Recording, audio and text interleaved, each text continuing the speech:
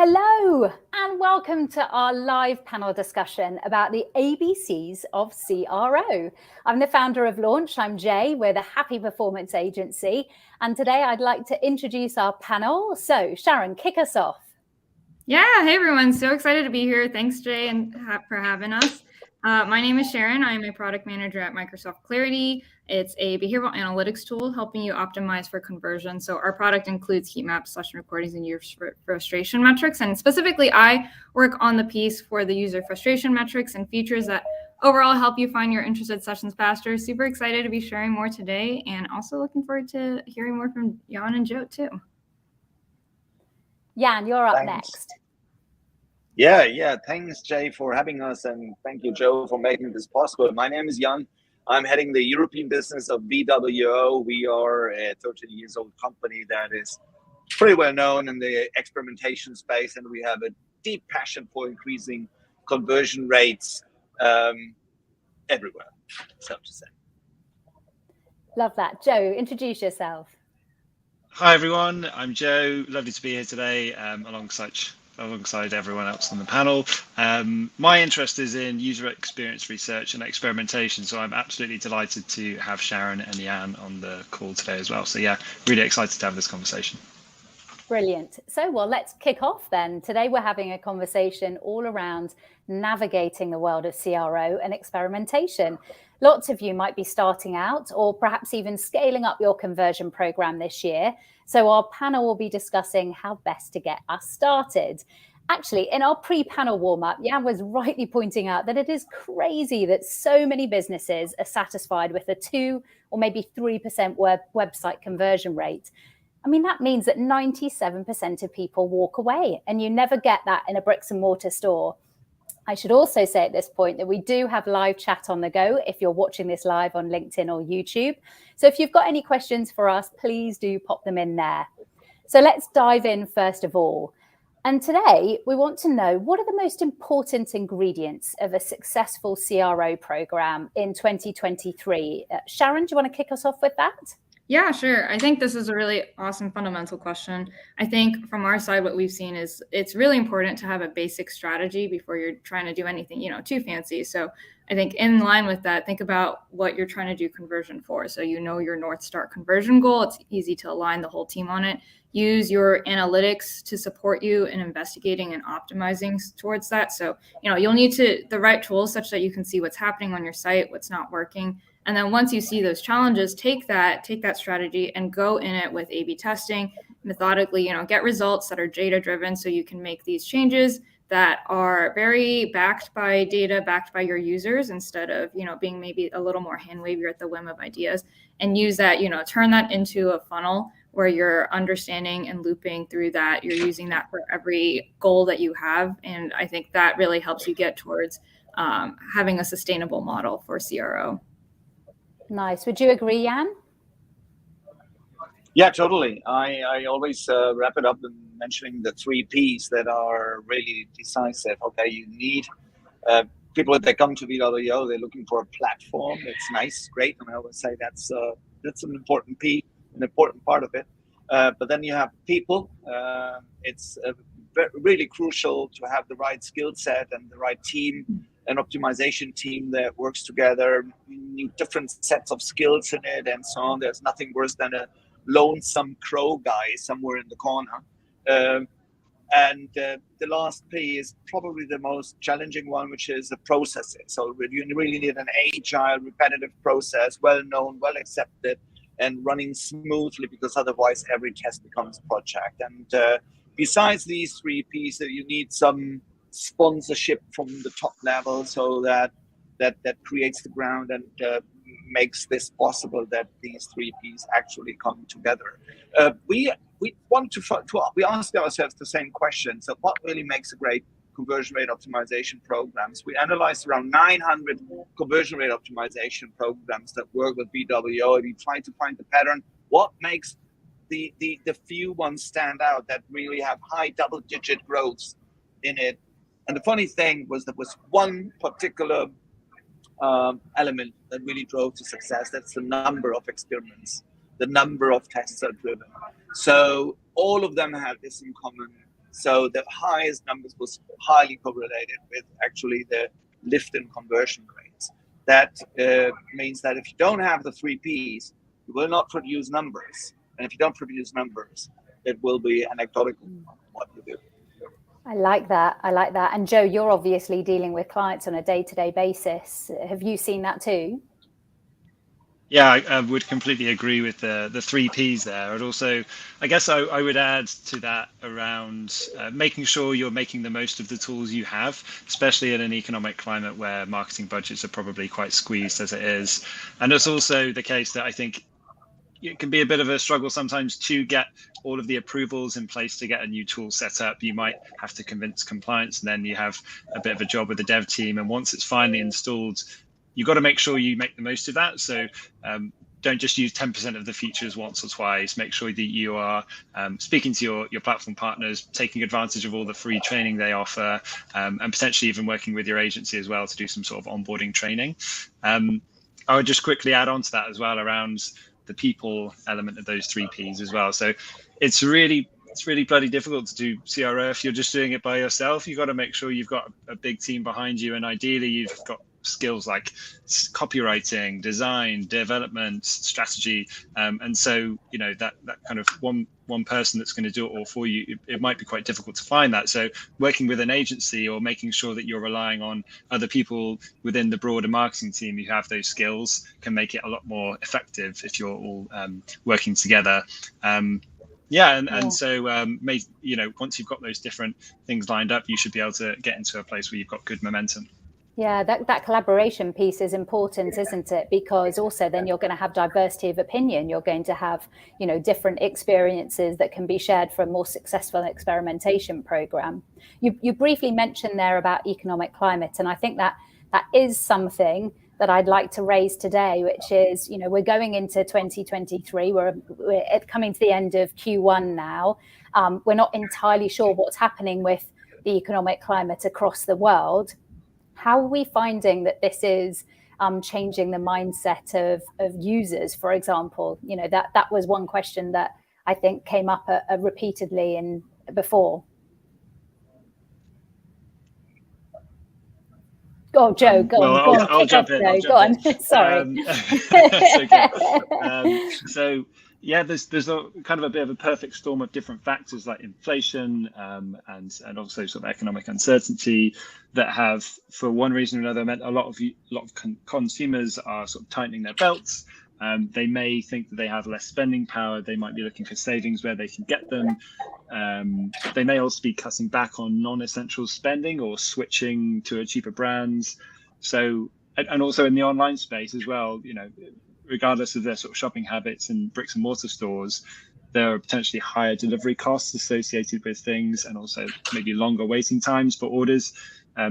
So all of these things have kind of, I guess, combined into having either higher expectations or at least needing to have stronger incentives for people to be able to part with their money.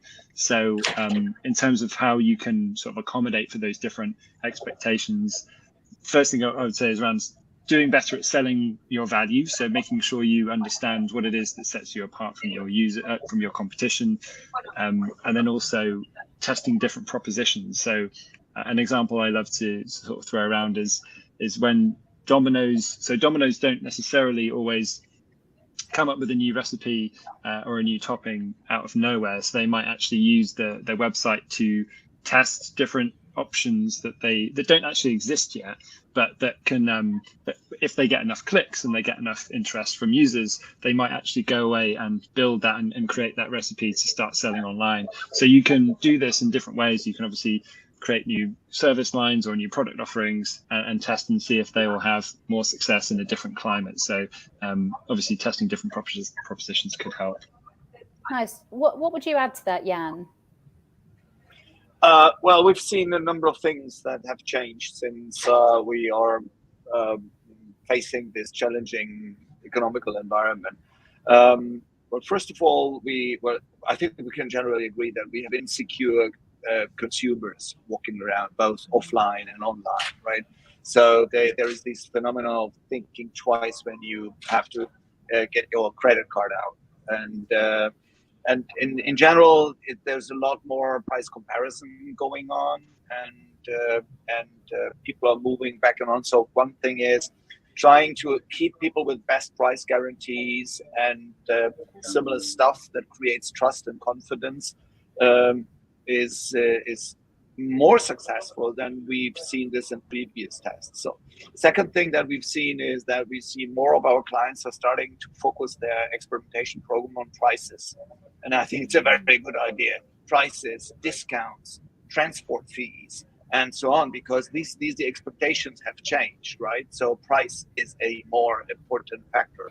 And accordingly, you should try it out. And it's not rocket science. You can actually do it in a pretty simple way.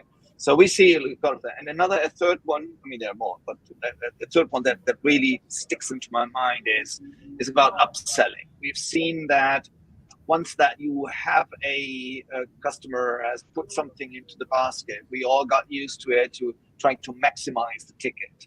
And I mean, we learned it from EasyJet and Ryanair and so on, and hotel and rent a car and this and that and so on and so forth. Now, we tested in a number of occasions in the different verticals, actually, whether shortening the decision process and avoiding the risk that after a certain while this thinking twice thing kicks in, whether this generates better revenue. And surprise, it does. So we found that while previously it made all sense in the world to actually maximize your ticket, make him buy another product and give another recommendation and so on, shortening the journey and getting him to pay and walk away with an order makes absolute sense under the given circumstances. Yeah, a conversion is better than no conversion at all. Sharon, what are you seeing with regards to the economic climate and how that's impacting things?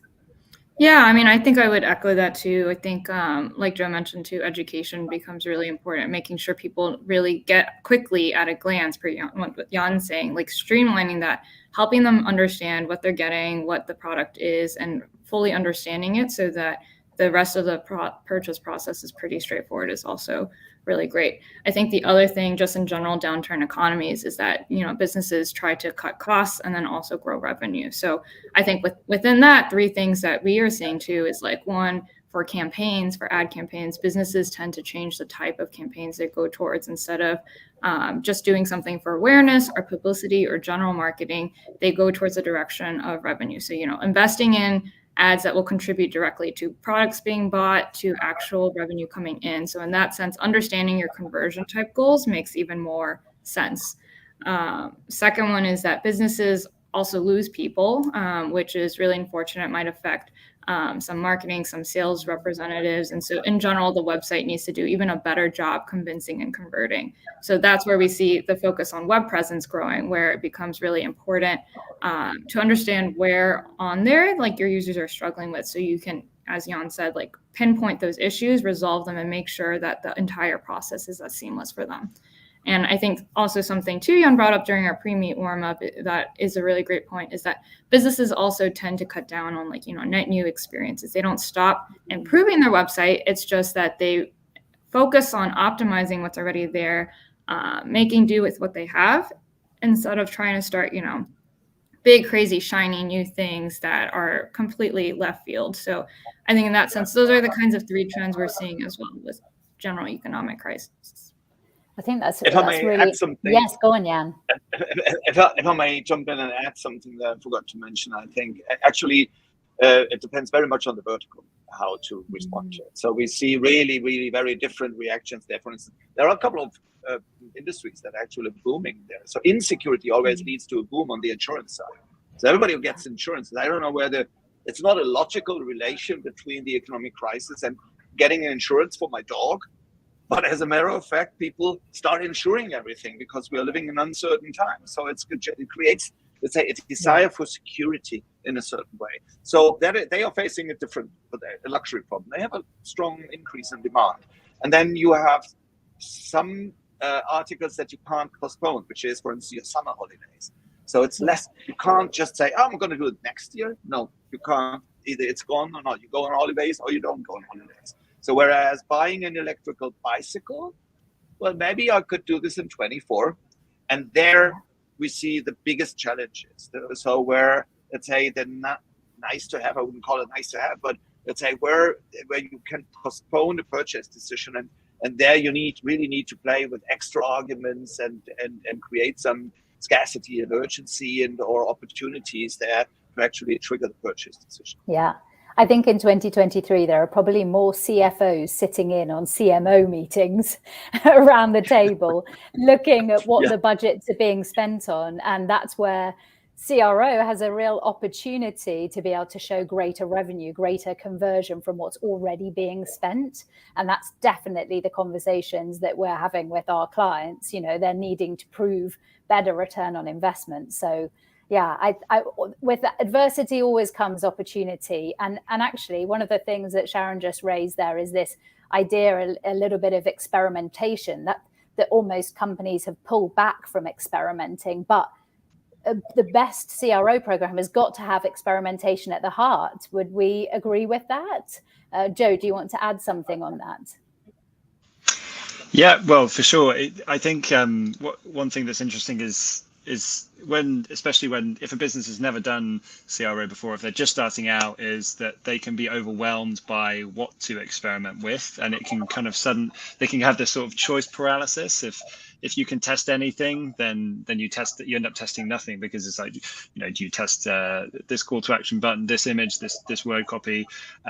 So a lot of businesses can end up in this bit of a pickle, in that they end up testing nothing. But so I think, in order to avoid that, the best way is to try and use some kind of framework that will allow you to prioritize what will be most effective to test first. So, there are lots of different frameworks out there that can help you do that. The PXL framework is my favorite, but yeah, lots of different, as long as you've got one, it's better than nothing, basically, to get you started. And yeah, what do you see the typical mistakes that are made by CRO teams? I would say making it a project. So, well, but there are several mistakes. The biggest is hard to say. So the first one is what Joe just said. So there's no framework, there's no plan. We see a lot of people stumbling into a bit of A/B testing, and then they think they are on the road towards conversion rate optimization. Surprise, you're not. And I think, apart from the framework, the most human, natural thing would be look for an agent. I promise the audience, I was not paid to say that, but you could always reach out to a company like Launch, right? Honestly, it makes sense. It makes sense because then people think, and the CFO, the famous CFO who is in the marketing meeting, is saying, we don't have that one. That's crap.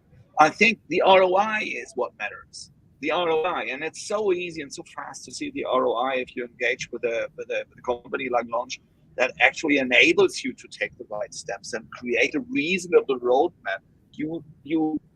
I do see a lot of companies who buy VWO without the concept. We do our best, we help them, we guide them as much as we can, and so on and so forth. But there is a lot of, let's say, missed opportunities, because they miss the opportunity to talk to someone who can actually drive you into the right direction. But the other thing that I think is that generally the attitude is, if you have less experience with experimentation, you make every experiment a project. It's driven by the IT, it's a big thing, and so on. And after 6 weeks, the first test is being launched, and hooray, everybody is happy. This is not how successful optimization works. I think it needs to be much faster, much more agile, and again, it needs such kind of framework so that you can start tackling different things at the same time. Yeah. Sharon, how about you? What are the biggest mistakes that you see happening? Yeah, I think +1 to both Joe and Jan, it's having a plan of action and following through with it. So focusing on the main goal and then working backwards to fix it. We also see a lot of people, install a tool, get really excited by it, then try everything, get very overwhelmed, and those things never end up going through to completion. So I think it's taking it piecemeal, figuring out where your North Star, and then working towards that. And the other thing to add to, we've talked about teams. I think it is important to have your team all aligned and focus on it. Be transparent in how you're thinking through it, because you want your team to also think about what they're solving and how they are looking at the problem too, instead of just having one mindset, kind of making sure that everyone is on board and thinking about it from different points of view. And then I think maybe the only other one I would say is understanding the full suite of the analytics tool you have. So we did say, it's people not taking full advantage of what they do have when they could be to make their lives easier. So being able to leverage your A/B tool test, see what impact metrics it's giving you. It's looking at different analytics tools to see the full story of what people are going through, and using that to really understand the full impact of your A/B test or your new shipped product, and then use that to continually iterate and improve. So I think it is a full-fledged process, and being able to have some direction is going to be very helpful. Yeah, that's great insight there. Joe, would you add anything to that? Yeah, absolutely. So I think in terms of encouraging uptake of tools, going into the idea of onboarding a tool with a sense of it being a long-term plan, but also a sense of not necessarily being afraid to just get stuck in with it, and having a sense of play and discovery, asking the customer success partner that is your sort of agency or tool partner with that specific solution, to just give you some demonstrations and point you to some useful materials online, and just get comfortable with using it for sure. And the only other one I wanted to raise now in terms of common problems that I see coming up again and again, it's kind of the opposite problem to not having any A/B test live. It's having a winning A/B test that you're absolutely sure is going to have a positive impact on your website, but then it not being implemented. And this has kind of been given a name in the industry. It's called the implementation crisis, that lots of companies are sitting on winning A/B tests that they know if they were to implement them would have a positive impact on their bottom line, but they just can't push them through because their dev teams have got lots of other competing priorities. They've got other things in their next sprint release that they need to prioritize instead, but they're still effectively just leaving cash on the table. So I guess anticipating that, having buy-in from above so that you can get the resource you need, the time with the dev team that you need to implement those winning A/B tests before you actually get them. So talking about getting that buy-in, you've got a marketing director, they're sure that they want to have this as part of their 2023 strategy. What are the blockers that they might experience? And if they know those in advance, maybe they can fast track getting through them. What blockers do you find, Jan, with your software that stop people from implementing it properly? Well, I think it will be one major blocker. My favorite one is compliance. It is because compliance with GDPR and with other regional rules and regulations, because this is a subject where our marketeers and a lot of people out there have superficial know-how, and so it is subject to interpretation and so on. And very often we hear these semi-knowledge is being thrown in and so on, and suddenly then the lawyers join the conversation, then everything is lost. I mean, that's really very often a very weird conversation then going on, and suddenly we do not have, let's say, we're no longer focused on what really matters. What is the purpose of all this, right? So GDPR is a challenge. We've invested a lot of money in it, but there is unfortunately non-governmental, let's say, office which would give you a quality badge compliant. No, this is not. It's not there. It's a complex process to show that you've done everything and that your clients are compliant. Lengthy discussion. The second part, I think, is available resources at our clients' hands. So the lonesome wolf phenomenon, I see that pretty frequently. There is the poor UX guy who's now, he loves the idea of improving the user experience with experimentation, and also with tools like Sharon's Clarity. They love it, so they're in love with it, but they don't have the full support of a larger team behind it or the buy-in from the hippo. That is still quite a frequent thing. The last one would be probably IT, saying we don't need this. So they are still busy with the implementation of SAP or Salesforce, and so which is giving them such a big headache that when they hear the word of experimentation, right, it gives them goosebumps. So they're not really very responsive and say we do this in 2025. More or less. So those are some really good points for people for marketing directors to address before they even get to the point of deciding what their program is going to be. What blockers do you see, Sharon, for clarity? Yeah, I mean, I think with clarity, I think we've tried to streamline the setup as much as possible, so it is quite simple. I think it feels very much, I think Jan alluded to, it's more of like an engagement uptake challenge of how do users make it a habit to come back and try to look at insights, come back on an ongoing basis and use that to make improvements. So we've learned through user feedback too, a lot of people want to get updated. It just seems like a lot at first. And so they don't log back in that much. They don't do as good of a job maybe coming back and leveraging all of the great benefits to it. So we just shipped a weekly email report that we have tried to help with that. And we've seen actually pretty good feedback. People are really glad at being able to take it in piecemeal and like use that to start easing their way into it. And so I think at least for us, that's one of the big challenges we're seeing. So the economic climate means that the teams are embracing experimentation in CRO to get a better return on investment. They're now upskilled with how they bring people on the journey. They've got all their stakeholders saying, yes, we're now going to be part of it. What's next? How are they going to measure what impact it's had? Joe, do you want to lead that question? Yeah, sure. Well, it would be the best thing would be to start running A/B tests, really, to prove the value of the research that you've done. So you've got the insights from some research you've done, maybe using Clarity or some other research tools, and you've got the really good hypothesis for your A/B test.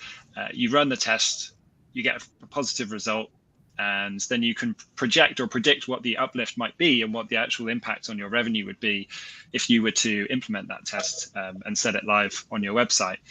So you've got that hard evidence of the results and all of the fruit that's born out of that research you've done.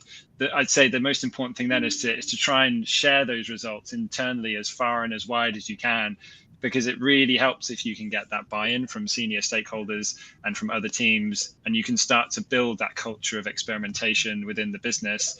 And you can start to be a bit of a subject matter expert for it in yourself. That helps to secure more budget when you're looking to plan for your investments for next year, and you can really demonstrate that ROI, return on investment, for the conversion spends.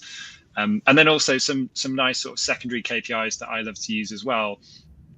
All of the additional benefits that can come from doing user research, like finding bug fixes on the website, so number of bug fixes you may have come across, number of insights or research studies that you've published, other voice of the customer data that's been really useful for the marketing and sales team, and also just the number of conclusive tests. So not necessarily number of winning tests, but tests that you've actually learned something from. So maybe it didn't necessarily produce an uplift, but we've also learned that that's not going to work, which is still an insight. So yeah, those would be my top tips. Asahi have the Golden Lollipop Award that they give to their global marketing team who have failed at something but successfully learned from it, to be able to then measure effectiveness when they then get it right. Jan, how about you? How should teams be looking at effectively measuring their CRO efforts? Well, my favorite reply there is keep it simple, right? I think if you start implementing your first tests and you show the two visuals, and you really share an easy to grab wrap up of what you've done and what were the findings and so on, with the rest of the crew, not only with the top management, not only like in the formal way of reporting upwards. So celebrate it. And I know a couple of companies who really did this. They had an optimization party going on once per month, large Dutch supermarket chain, and they were celebrating the biggest wins and the biggest fuck ups. So it was they really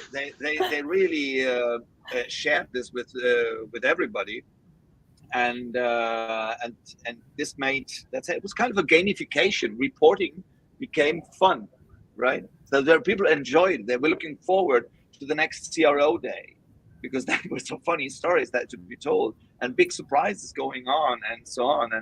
And it became a social event, right? So that was how they actually got the buy-in from hundreds of people who really enjoyed it. This triggered even the reporting, not only gave insights and then precise actions that can be implemented in the value, it also generated the buy-in. It animated people to come up with new ideas, right? Because maybe they will be nominated to have delivered the biggest idea or whatsoever. So it became mainstream then. That's a great idea. That is what to celebrate success. I like that. Reporting, get it out of business intelligence, right? So yes, it's important to take actions, but make it, let's say, a promotion for the CRO activities. I like that. Sharon, do you have any other insights on successful measurement? Yeah, I mean, I love that. I think reporting back to stakeholders is pretty huge. And so I think being able to take advantage of like that easy bite-sized data that you can give back in the form of your success metric, like making sure you log what your metrics look like before and after. And then once you've done your A/B test, you're deciding the ship quality, you're deciding to push it out. And when you do, like also getting that engagement metric afterwards so you can share it back and really, capitalize and celebrate the success of the team. I think that is huge. I think with, like tools, it's important to look side by side what the holistic engagement is going to look like. So you have kind of the full picture of the impact before you're making your decision. So I think combining those two helps streamline the loop again for the next improvement that you want to make or the next CRO you're trying to do. I like that. Tools and training tips are always very helpful to people watching this back.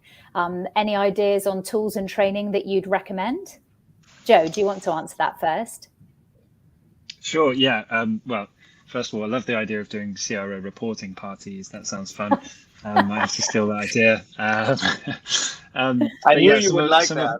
I knew you would like it, Joe. You have to invite me. Please. Okay.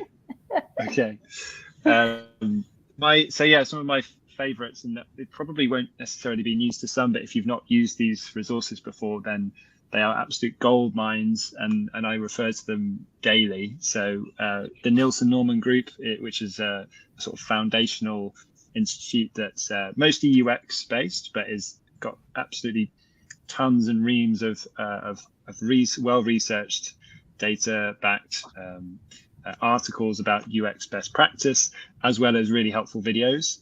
CXL, which is formerly Conversion Excel, used to be just mostly conversion focused, but is now sort of spread out into lots of different marketing disciplines, has, again, so many articles and helpful guides on how to implement conversion practice, and also accreditations if you wanted to sort of go to the next level.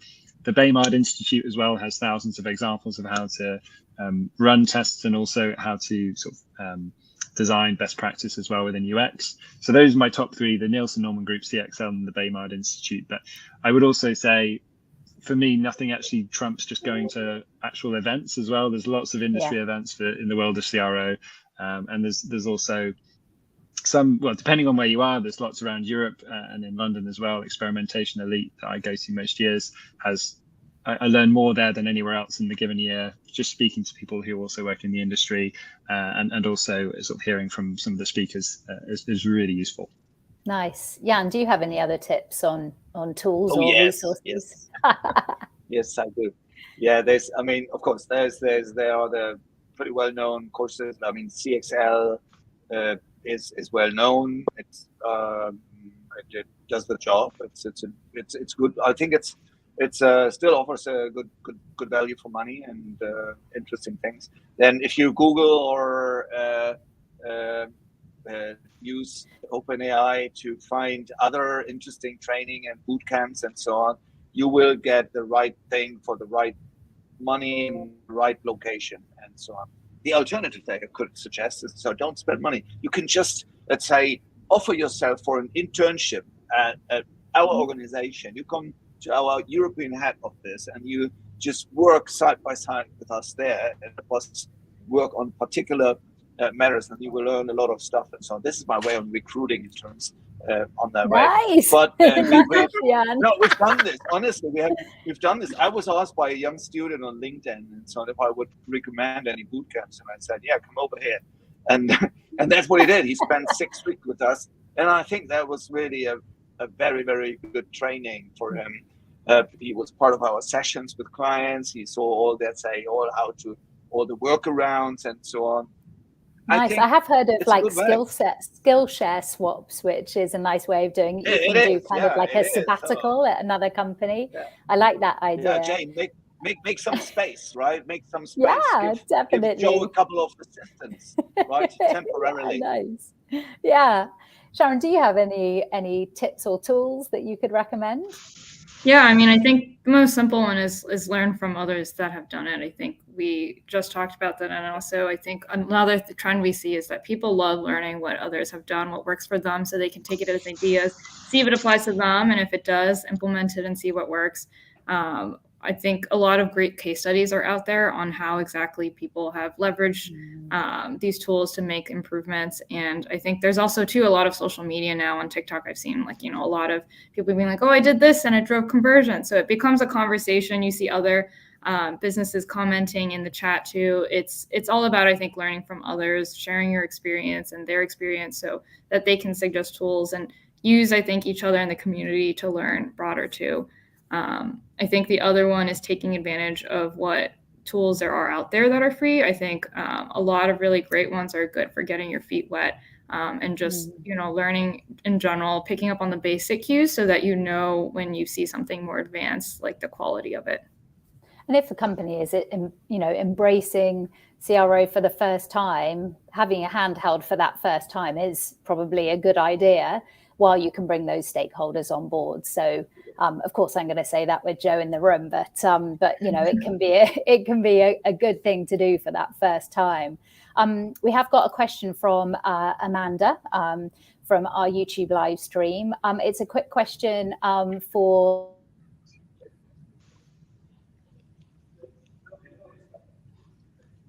Oh, we may have temporarily lost Jay. Well, shall I read it out? I'll read it out very briefly. So, question from Amanda.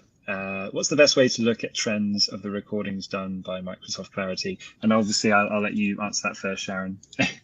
Yeah, so I think this is a really great question. It's something that we see pretty often too. And I think kind of what we've been going back to is you start with the main goal that you have in mind and work backwards. So in this case, figuring out what are the contributing pages, what are the contributing elements that will help you improve that business metric that you're trying to get at. And from that point, narrowing down by looking at the heat maps for those, seeing where maybe there are problem spots and using those elements to then dig and connect you to the recordings that matter. And so from that point, the recordings you're watching are directly associated with things that tie back to the business OKR metrics.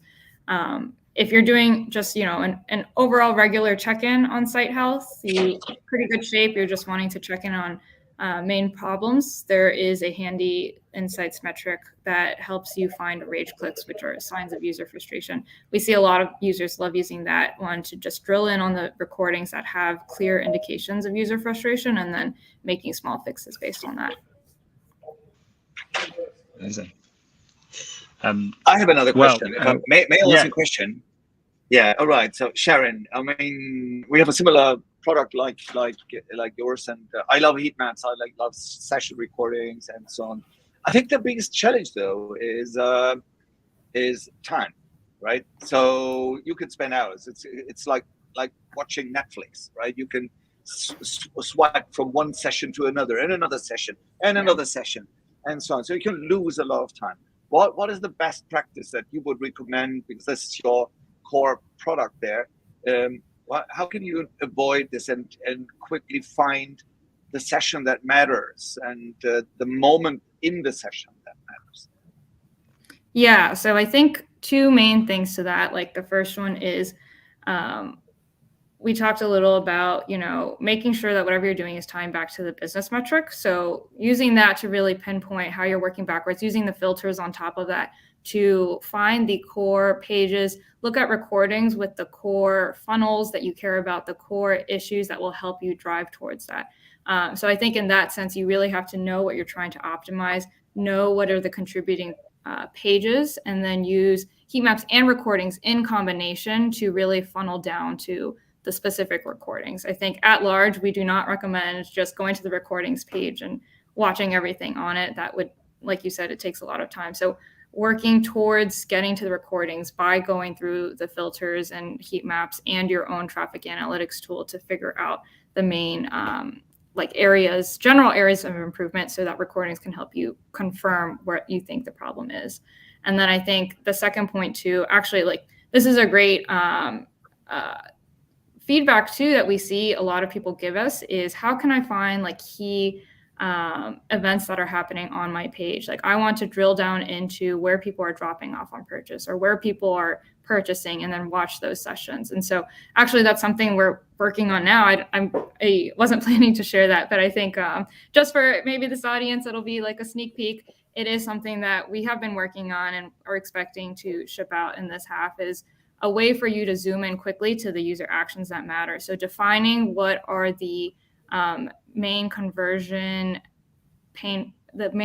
actions or lack of action that you want. If you want people to download, if you want people to sign up on the form, it's important that you're not just putting the analytics tag on your website and letting it run. It's defining that in the app so that the app can help you get there. And so we're trying to do it automatically. We're leveraging, all of the great resources in our team for doing that without needing the user input. But I think that is a really strong way to start, is finding the actual user actions you care about and using that to narrow down. Because all of it comes back to, don't start at the overall funnel of recordings. Use the main pain points, use the main actions, use the main filters you care about. So kind of work your way towards narrowing down that recording size. Brilliant. That is really cool. Looking forward to seeing that. Sorry, I disappeared for a second. Power cut in Devon in the UK. We've just got a couple of minutes left before we wrap up. Jan, did you want to add anything of particularly to do with VWO, that, things that new features coming, or things that highlights that you'd tell to your users? How much time? How much time do we have? Well, there's 3 a lot minutes. of things going on. Of course, the biggest news probably of VWO was launched a couple of weeks ago when Google announced that Google Optimize would be sunsetted and retired. We launched our free plan. I think that was an important step. It's not a feature, but it is very important. I think that there should always be a free, solid, good, free tool for A/B testing, so that actually people can start using it and start growing into this particular thing, and then eventually sign up with a paid plan later on. I think the biggest step that we've taken before that is that we have refurbished our architecture and we put a CDP under VWO. So meaning that we have a complete new data architecture that gives us a very consistent database that we can use to deliver, let's say, to use certain metrics and goals in our testing application and so on, which makes let's say experimentation much more scalable and also a bit easier to use. So that was an important thing. We're shipping this. We shipped this in the US since quite a while. We're now starting in Europe, and people really like it. It's just CDP comes embedded and gives you a much more consistent view on your data. So I think that's an important piece. Brilliant. Joni, any other last thoughts before we wrap up? Just a quick thought on some cool little features that I think actually both tools have, which might not be obvious to some people who've just started using the tools or who are thinking about using the tools. But I believe so, definitely clarity. And I think VWO have Chrome extensions as well. So it means that when you're actually in your browser and you're on your website, you can see live heat maps overlaid onto your pages, which is so cool because it's not necessarily just within the platform. You can actually see it over the page itself and the content. Gives it a whole different dimension to how interactive it is. And also you can sort of not just only see heat maps, but session recordings which are relevant to that specific page. So something that might not be obvious to everyone, and is a really cool feature of both. Nice. That's a great thought. So I think it's time for us to wrap up now. Thank you so much for joining us this afternoon, audience there and those watching it back. Sharon and Jan, it has been an absolute pleasure talking to you today. Thank you so much for taking time out of your very busy day and very early morning, Sharon, and end of day to you, Jan. The time zones that we span are enormous today. And thank you, Joe, for putting this all together and having this original idea. And, you know, it's wonderful to have you as part of the launch team. This session is being recorded, so if you've only just caught the end, you can watch it back or share it with your team. And we'd love you to share it on LinkedIn so that more marketing teams really get the knowledge to embrace CRO in 2023. And of course, if you'd like to have a chat with us about getting your optimization in order, I believe that Vicky will be sharing a slide in a second. And whether you want to get started with either Clarity, VWO, please do reach out to Joe and I on LinkedIn. Steph, our wonderful commercial director, via our website too. And I think there's one more slide of a great tool that we have that you can download, our ebook that Joe and the team have put together. So scan the QR code or find it in one of the links below. But yeah, it just leaves me to wrap up and say thank you all for coming today. Cheers. Thank you. Thank you very much.